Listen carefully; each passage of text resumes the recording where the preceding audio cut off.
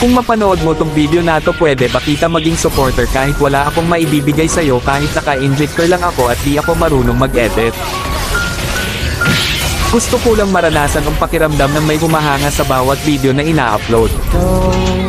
Sobrang saya kasi pag nakikita mo na may sumusuporta sa'yo kahit na simple lang mga ginagawa mo. Nakakasipag gumawa ng video at hindi nakakasawang mag-upload.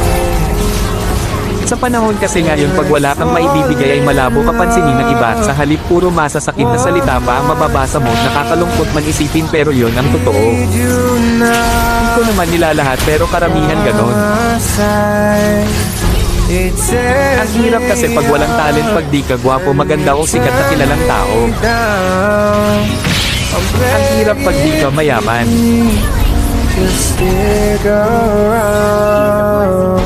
Okay lang sa akin basta lagi lang akong gagawa ng video kahit wala pang pumansin. Ang mahalaga lang sa akin ay ang makaalala pagdating ng panahon na mababalikan mo.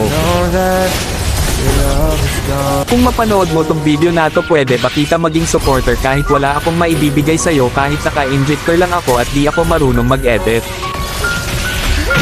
Gusto ko lang maranasan ang pakiramdam ng may humahanga sa bawat video na ina-upload. Sobrang saya kasi pag nakikita mo na may sumusuporta sa'yo kahit na simple lang mga ginagawa mo. Nakakasipag gumawa ng video at hindi nakakasawang mag-upload. Sa panahon kasi ngayon, pag wala kang maibibigay ay malabo ka pansinin ng iba, sa halip puro masasakit na salita pa ang mababasa mo. Nakakalungkot man isipin pero yon ang totoo. Hindi ko naman nilalahat pero karamihan ganon. Ang hirap kasi pag walang talent, pag di ka gwapo, maganda o sikat